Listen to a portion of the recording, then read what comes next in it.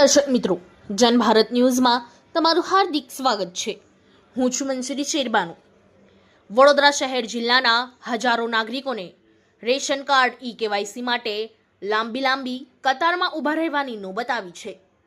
લાંબી લાઈનમાં રહ્યા બાદ પણ સર્વરમાં ટેકનિકલ ખામીને કારણે લાભાર્થીને ધક્કો પડે છે। ત્યારે હવે લોકો વહીવટી તંત્રની આ પ્રકારની કામગીરી સામે રોષ વ્યક્ત કરી રહ્યા છે। વડોદરા શહેર જિલ્લામાં આવેલ સસ્તા અનાજની દુકાનોમાં લાભાર્થીઓના રેશન કાર્ડમાં ઈ-કેવાયસી કરાવવું ફરજિયાત હોવાથી લાભાર્થીઓ છેલ્લા કેટલાક દિવસોથી ઈ-કેવાયસી માટે લાંબી કતારોમાં ઊભા રહેવાની નોબત આવી છે। અહીં ઉલ્લેખનીય છે કે ઈ-કેવાયસી કર્યા વગરના લાભાર્થીઓને અનાજ આપવામાં આવશે નહીં, એ પ્રકારની સૂચના સરકાર દ્વારા જાહેર કરવામાં આવી છે। અલબત્ત સરકારની આ સૂચના એટલા માટે આવશ્યક છે કે ઈ-કેવાયસી કરવાની કામગીરીમાં ભૂતિયા અને બોગસ રેશન કાર્ડ ધારકોની ઓળખ છતી થઈ જશે અને જે જરૂરિયાતમંદ અને સાચો લાભાર્થી છે તેને તેના હકનું અનાજ મળી રહે। પરંતુ આ નિયમ જાહેર કર્યા બાદ સરકારી કામગીરી માટેનું સર્વર વારંવાર ઠપ થવાને કારણે લાભાર્થીઓની આ કામગીરી થઈ શકતી નથી અને તેઓને ભારે હાલાકી વેઠવાનો વારો આવ્યો છે। વહીવટી તંત્રને ઈ-કેવાયસી માટેની કામગીરી દરમિયાન સર્વર સ્લો હોવાથી ઘટના અંગેની માહિતી હોવા છતાં તેઓ આ બાબતે કોઈ યોગ્ય કાર્યવાહી નથી કરતા, જેના કારણે કેવાયસી માટે આવતા નાગરિકોની પરેશાની વધી છે। આ નાગરિકોને કલાકો સુધી લાંબી કતારોમાં ઊભા રહેવું પડે છે અને ખાસ કરીને ઈ-કેવાયસી માટે આવતા વૃદ્ધોની દયનીય સ્થિતિ બની છે।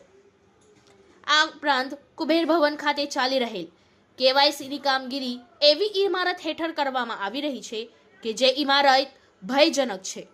જો જર્જરિત ઇમારતમાં કોઈ દુર્ઘટના સર્જાશે તેના માટે જવાબદાર કોણ, તેવા સવાલો પણ અહીં ઊભા થાય છે। અલબત્ત આ તમામ બાબતો વચ્ચે જિલ્લા પુરવઠા વિભાગ દ્વારા ઈ-કેવાયસીની કામગીરી લક્ષ્યાંક મુજબ થઈ રહી હોવાના દાવા કરવામાં આવે છે।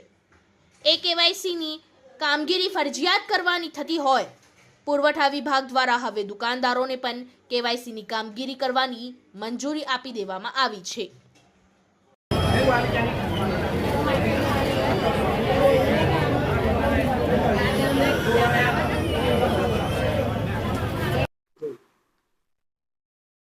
જે રીતે ઈ-કેવાયસી ને લઈને સરકાર દ્વારા જાહેરનામું મતલબ એક સૂચના આપવામાં આવી છે કે જેમાં ઈ-કેવાયસી બાકી છે તમે રાશન નહીં મળે, લાંબી કતારો છે, ક્યાંક સર્વર ડાઉન થવાની પણ ફરિયાદો છે।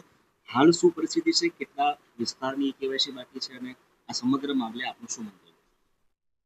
હાલમાં કેવાયસીની ઝુંબેશ ચાલી રહી છે એનએફએસસી રેશન કાર્ડમાં અને અત્યારે દરેક ઝોનમાં, મામલતદાર ઓફિસમાં, પોસ્ટ ઓફિસમાં તથા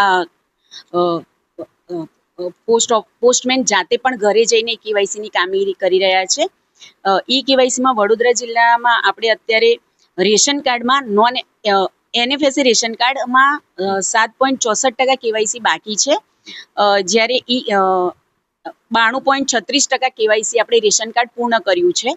જ્યારે મેમ્બરમાં જોઈએ તો એનએફએસએ મેમ્બરમાં આપણે 79.42% કેવાયસી થઈ ગયું છે અને ફક્ત હાલમાં 20.58% એનએફએસએ મેમ્બરમાં ઈ-કેવાયસી બાકી છે। जून महीना ની અંદર अनाज इस वीडियो को लाइक करें, हमारे चैनल को सब्सक्राइब कर बेल आइकन जरूर प्रेस करें